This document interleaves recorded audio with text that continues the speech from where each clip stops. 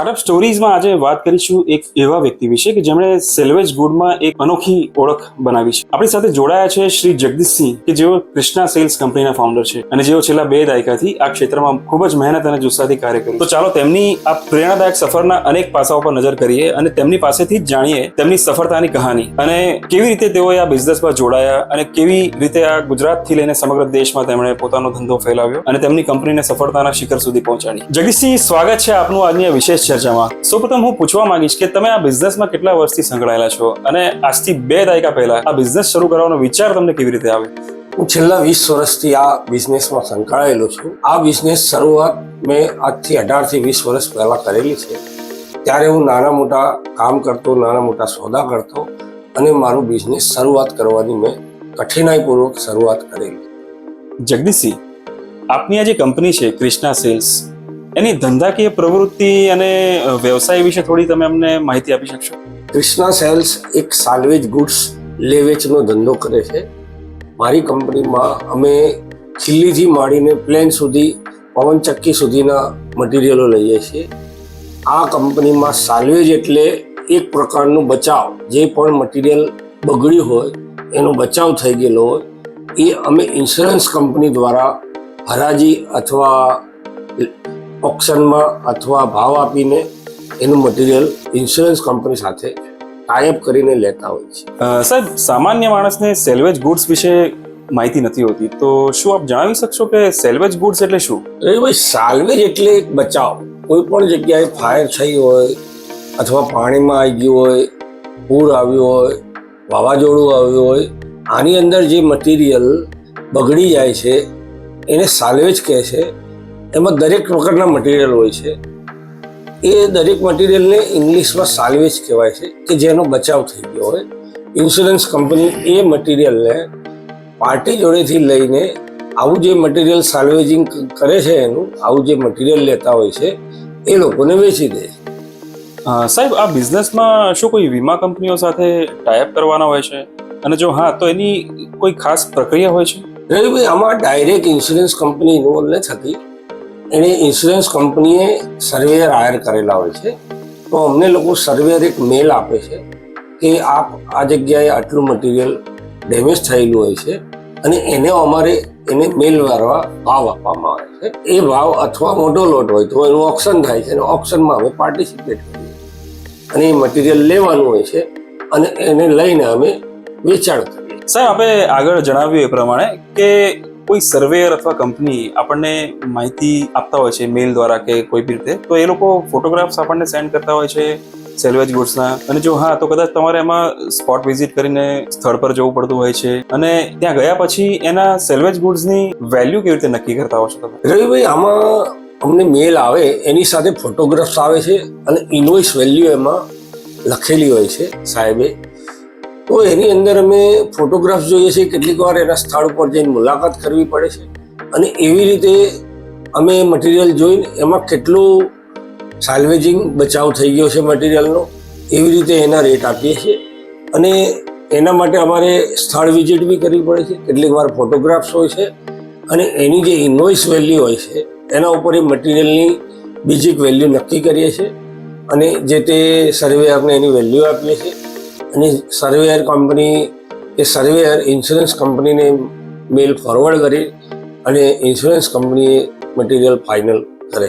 સાહેબ, એક સવાલ હતો કે જે તમે મટીરિયલ પરચેસ કરતા હો છો તો એની વેચાણ પ્રક્રિયા કેવી હોય છે અને એના ગ્રાહક તમે કેવી રીતે શોધો છો? રવિભાઈ, આ સાલ્વેજ મટીરિયલ હોય છે કે જે ડેમેજ હોય છે, એ મટીરિયલને અમે થોડુંક સુધારીને અમારા ત્યાં એના કસ્ટમરો બોલાવીએ છીએ. કેટલીક વાર ઓનલાઈન કસ્ટમર શોધીએ છીએ, કેટલીક વાર અમારા માયા મીડિયા થ્રુ એના કસ્ટમર મળે છે.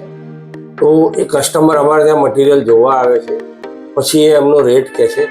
કેટલીક વાર એ અમારા ખરીદી કરતાં નીચો રેટ કહેતા હોય છે. તો અમે બીજા માર્કેટમાં સંશોધન કરીને આ મટીરિયલ જેને ચાલતું હોય એવી વ્યક્તિને શોધીને આ મટીરિયલ અમે એવી રીતે વેચાણ. સાહેબ, એક બહુ જ પર્સનલ વાત પૂછવા માંગીશ. અમને જાણવા મળ્યું છે કે તમે વર્ષો પહેલા રિક્ષા ડ્રાઈવર તરીકે તમારી જિંદગીની સફર શરૂ કરી હતી અને એ સિવાય ઘણા અલગ અલગ બિઝનેસ પણ તમે અજમાવી ચૂક્યા હતા તે સમયે, અને આજે તમારા કઠોર પરિશ્રમ અને લગનથી તમે એક મોટું બિઝનેસ એમ્પાયર ઊભું કર્યું છે. શું કહેશો આપ? હું આજથી લગભગ 17-18 વર્ષ પહેલા રિક્ષા ચલાવતો હતો. હું ભણેલો બી હતો, બીએસસી રેસીડી સેન્ટર ઇન્સ્પેક્ટરનું ભણેલો પણ હતો. સમય સંજોગના કારણે ત્યારે રિક્ષા ચલાવી. પછી આઈસ્ક્રીમની કંપનીમાં નોકરી કરી, સેલ્સમેનમાં નોકરી કરી. આવા ઘણા સંઘર્ષો પછી મને એક દિવસ એવું થયું કે આમાં મારું જીવન ચાલશે નહીં. તો એના માટે મેં એક બિઝનેસ કરવાની શરૂઆત કરવાની મગજમાં વિચાર્યું. ત્યારે હું નાની નાની દલાલી કરતો અને માલ લોકોના ત્યાંથી લઈને વેચી દેતો. એમાં જે કમિશન મળે એના ઉપર ચલાવતો હતો ગુજરાત. આ એક કર્યા પછી મને એક થોડીક લાઈન મળી, એક ઇન્સ્યોરન્સ કંપનીમાંથી માલ લેવાનું. મને એક મારા મિત્ર છે એમનાથી પ્રેરણા મળી અને મેં આ બિઝનેસ ઇન્સ્યોરન્સ કંપની સાથે સર્વેયર સાથે મળીને આ ધંધાનું એક સ્થાપના કરી. સાહેબ, ખૂબ જ સુંદર માહિતી આપી તમે. એક બીજી વાત પૂછવા માંગીશ કે શરૂઆતના દિવસોમાં ધંધામાં પૈસાની અછત પણ વર્તાઈ હશે તમને અને અનેક નાની મોટી મુશ્કેલીઓનો સામનો પણ કરવો પડ્યો છે. તો તે કપરા સમયમાં તમે કેવી રીતે આગળ વધ્યા અને કઈ કઈ મુશ્કેલીઓનો સામનો તમારે કરવો પડ્યો હતો? શું તમે ભૂતકાળનો કોઈ કિસ્સો શેર કરી શકશો જે તમને આજે પણ યાદ હોય, જ્યારે તમે ખૂબ જ મુશ્કેલીઓમાંથી પસાર થયા અને હિંમત હાર્યા વગર ધંધાને સફળતા તરફ આગળ વધાર્યો? રવિભાઈ, શરૂઆતના દિવસોમાં પૈસાની એટલી બધી કઠિનાઈ હતી કે મારી પાસે મટીરિયલ લેવાના પૈસા જ નહોતા. મેં લોકો પાસે આછોડીના પૈસા લીધેલા છે. પછી ઘરના મને મદદ મળેલી છે, ઘરની પણ. એમાં કેટલી વખત હાથ ઊંચીના પૈસા લીધા આપ્યા કરેલ છે. અને આ ધંધો ધીરે ધીરે આવી રીતે જ મેં આગળ વધારેલો છે. મેં એક વખતે ટાયર લીધા હતા, તો એ ટાયરની કિંમત જેટલું તો મેં ભાડું ભરેલું હતું. તો એ મને આજ પણ યાદ છે કે મેં જેટલામાં લીધા હતા એટલા પૈસાનું મેં ભાડું લઈ ફરી રાખ્યું અને એમાં મને ખાસી એવી નુકસાની ભોગવી હતી. પણ એ બી કપરા સમયને કાઢીને આજે હું આ બિઝનેસ અહીંયા સુધી પહોંચાડી. સાહેબ, શરૂઆતના કપરા દિવસોમાં શું તમે ક્યારે હતાશ થયા હતા ખરા? અને તે ક્ષણોમાં કોઈ એવી વ્યક્તિ હતી કે જેણે તમને પ્રોત્સાહન આપીને આગળ વધવા માટે હિંમત આપી હોય? રવિભાઈ, આમાં હતાશાની વાત એવી છે કે અમે લોકો ઘણા પ્રકારના માલ લેતા હોઈએ છીએ. તો એની અંદર અમારે શું છે, કેટલીક વાર નુકસાની ભોગવવાની આવતી હોય છે.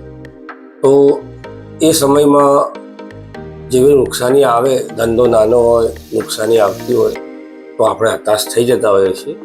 પણ ત્યારે મારા મિત્રો હતા, એમણે મને સમજાયો કે ભાઈ, નફો નુકસાન એક પાસું છે બિઝનેસનું.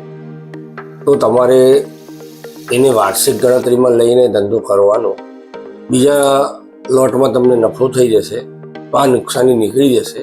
તો આવી રીતે મારા મિત્રોએ મને મોટિવેશન કર્યો કે ભાઈ, તમારે આ બિઝનેસ ચાલુ રાખો, સારામાં સારો બિઝનેસ છે. તો આ હતાશામાંથી મારા મિત્રોએ મને બહાર કાઢેલો છે. એટલી વાર મને આર્થિક સહાય બી કરી છે અને માનસિક સહાય બી કરીને મને મોટિવેટ કરેલો છે. સાહેબ, આટલા વર્ષોની મહેનત પછી તમે આજે સફળતાના શિખર પર પહોંચ્યા છો. આપને શું લાગે છે કે આ સફળતા પાછળ તમારો કયો સક્સેસ મંત્ર હતો કે જેના પર ધ્યાન કેન્દ્રિત કરવાથી તમે સફળતા પ્રાપ્ત કરી છે? શું આ માહિતી તમે અમારા દર્શક મિત્રોને આપી શકશો? સફળતાનો ગુરુ મંત્ર એક જ છે: સખત મહેનત, ઈમાનદારીપૂર્વક મહેનત. સપના જોવાથી કંઈ મળતું નથી. દરેક વસ્તુની પાછળ મહેનત ફરજિયાત જરૂરી છે. ઈમાનદારી સાથે કરેલી મહેનત 100% સારું ફળ આપે જ છે. કોઈ પણ વસ્તુ રાતોરાત થતી નથી. એના માટે સમયનો ભોગ આપવો પડે છે. આજે આંબો આવ્યો અને કાલે કેરી ખાવી હોય તે અશક્ય વાત છે. એના માટે તમારે પરિશ્રમ સાથે આંબોને સિંચવો પડે, ત્યારે જ એમાંથી કેરી તમને મળે. અંતે એટલું જ કહેવા માંગીશ, જે પણ વ્યક્તિ ધીરજ, પરિશ્રમ અને ઈમાનદારી સાથે ધંધો કરશે એને 100% સફળતા આજ નહીં તો કાલે મળશે. એક સામાન્ય રિક્ષા ચાલકની સફરથી લઈને એક સફળ બિઝનેસ એમ્પાયર સ્થાપિત કરનારા આ હતા શ્રી જગદીશસિંહ, કે જેમણે આપણી સાથે ખુલ્લા મનથી ચર્ચા કરી અને જેમણે વાસ્તવિક અર્થમાં શૂન્યમાંથી સર્જન કર્યું છે અને તમામ લોકો માટે એક પ્રેરણાદાયી ઉદાહરણ તે બન્યા છે. હાલ બસ આટલું જ. ટૂંક સમયમાં ફરી મળીશું. ત્યાં સુધી રજા આપશો. જય હિન્દ, જય ભારત.